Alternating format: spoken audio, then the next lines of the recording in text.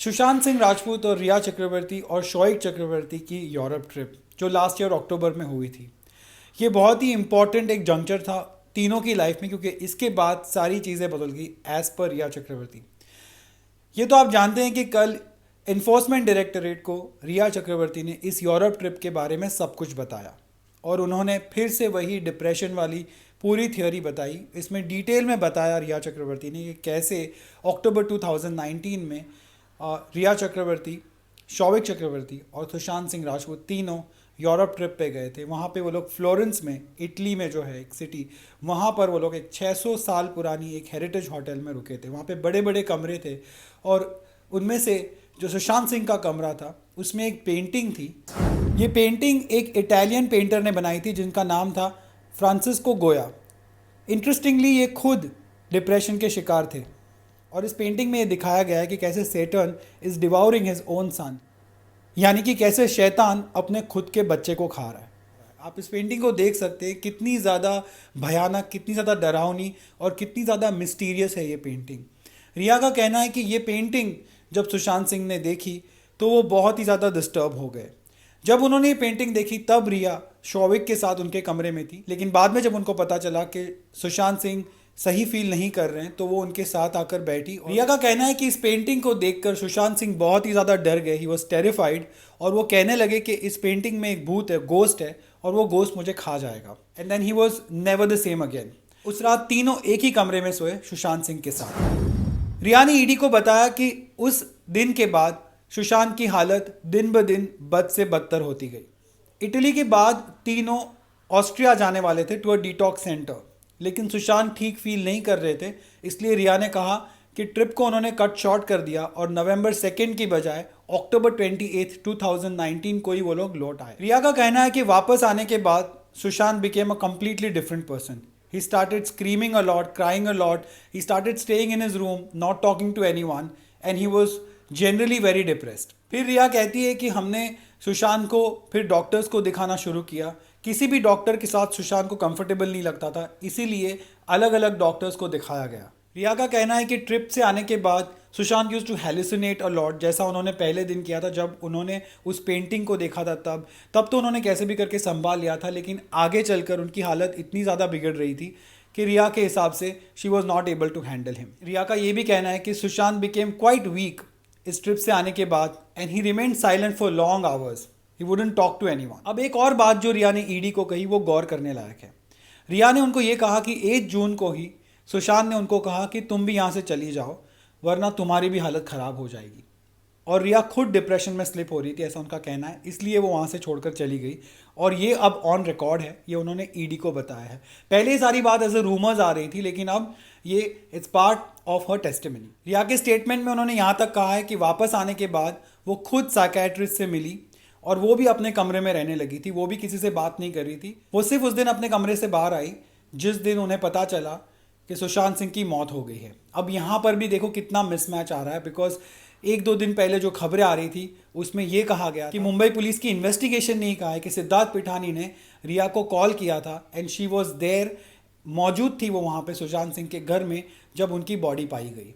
और अपनी स्टेटमेंट में रिया ने यह भी कहा है कि जनवरी में जब सुशांत सिंह का बर्थडे आता है तब उन्होंने उनको विश भी किया था, और वो इंस्टाग्राम पोस्ट आप देख सकते हो, वो ऑलरेडी है रिया के पेज पर, तो वो बात सही है।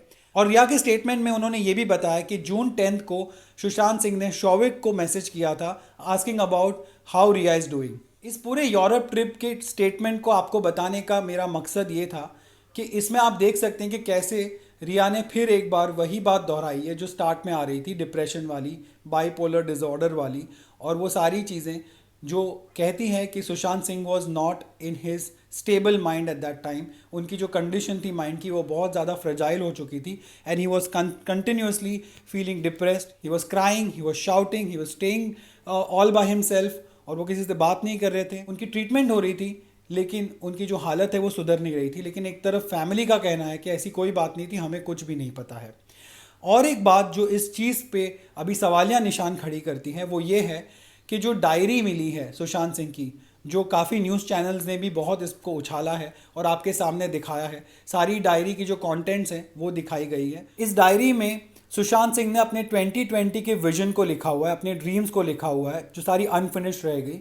और कहा जा रहा है कि ये डायरी की जो कंटेंट है वो 2018 से लेकर 2019 तक सुशांत उसमें चॉक डाउन कर रहे थे, और उसमें बहुत सारे कॉन्क्रीट प्लान्स लिखे हुए थे। इसमें प्रियंका, जो उनकी बड़ी बहन है, जो ऑफकोर्स लॉयर है, उनका भी नाम है, उनको जोड़ने की बात कही गई है। एक मेघा मेहता करके उनकी एक और दोस्त या कलीग हो सकती है, उनका भी नाम है। और बहुत बड़े बड़े प्लान्स थे। 50 करोड़ का इन्वेस्टमेंट इसमें सुशांत ने खुद लिखा हुआ है, और आप जानते हैं कि उनके अकाउंट में उतने ही पैसे थे, ये कहा गया है। और बैंक स्टेटमेंट से भी ये कहीं ना कहीं प्रूव हुआ है कि उस ट्यून तक अमाउंट था उनके अकाउंट में, लेकिन वो मनी ट्रांसफ़र किया गया है।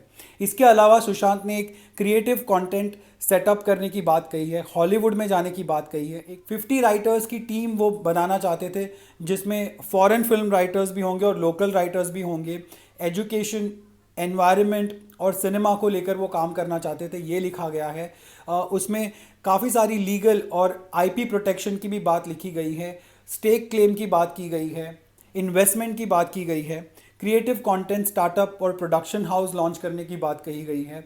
बहुत सारी मेटिकुलस डिटेल्स उसमें डाली गई हैं, जिसमें सुशांत सिंह ने एक एक पॉइंट करके लिखा हुआ है कि कैसे वो 2020 में कैसे ये सारी चीज़ें एकम्प्लिश करना चाहते हैं। तो this shows that he was definitely quite stable till May. और मई के बाद ही कहा जा रहा है कि रिया चक्रवर्ती उनकी लाइफ और मई के बाद ही कहा जा रहा है कि रिया चक्रवर्ती और उनकी फैमिली उनके लाइफ में आई, और उसके बाद सारा उनका जो डाउनफॉल है वो शुरू हुआ। तो कहीं ना कहीं जो रिया कह रही है और ये जो डायरी कह रही है, उसमें मिसमैच तो है ही। और जब भी रिया कोई क्लेम करती है तो सामने से ऐसे सबूत आ जाते हैं कि उनके क्लेम पर सवालिया निशान खड़े हो जाते हैं।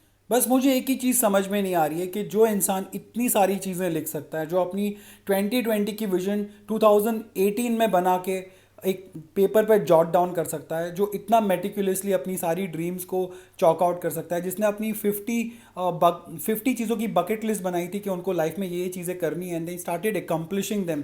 और अंकिता लोखंडे ने भी अपने बयान में ये कहा था कि Sushant used to be this guy who would tell me कि मैं 3 साल के बाद ये चीज़ें करूँगा, और उन्होंने जो सारी चीज़ें बोली थी वो 3 साल बाद या 5 साल बाद उन्होंने एक्चुअली एकम्प्लिश करके दिखाई थी।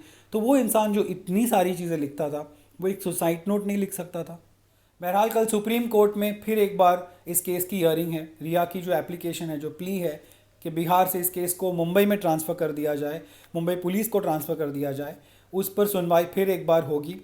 सुशांत के साइड से लॉयर्स जो हैं वो भी होंगे, सेंट्रल गवर्नमेंट के जो एडवोकेट होंगे वो भी वहाँ पर होंगे, और जो भी होगा मैं तो आपको बताऊँगा ही। लेकिन फ़िलहाल आपका इन दोनों स्टोरीज़ पर क्या सोचना है, इन दोनों डेवलपमेंट्स पर? एक जो रिया ने एनफोर्समेंट डायरेक्टोरेट को सारी बातें बताई जो यूरोप में हुई थी, उस ट्रिप को लेकर, द ऑल इम्पॉर्टेंट ट्रिप, जिसके बाद कहा जा रहा है that Sushant Singh had completely broken down and he had completely been demolished in his mind.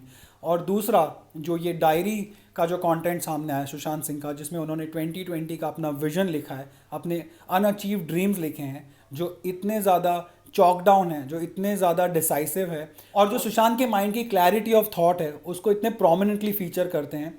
इन सब के बारे में आपका क्या सोचना है, प्लीज़ मुझे कमेंट सेक्शन में बताइए। अगर सब्सक्राइब कर ही रहे हैं तो बेल आइकन भी दबा दीजिए, ताकि आपको सारे नोटिफिकेशंस मिले जब भी मैं वीडियो डालूं। And thank you so much for watching.